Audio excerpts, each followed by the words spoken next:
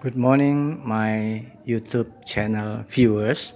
Today we learn to draw a camel from Xin Jiang, Uighur. This camel is a little bit different than the camel from the Middle East desert. The Middle East desert is a bit skinny, we can see by the neck. The camel in Xin Jiang, Uighur is a little bit plumpier, a little bit fat. You can see from the neck because it is sometime winter time, very cold in Xin Jiang, Uighur. Well, good luck. Thank you very much for watching.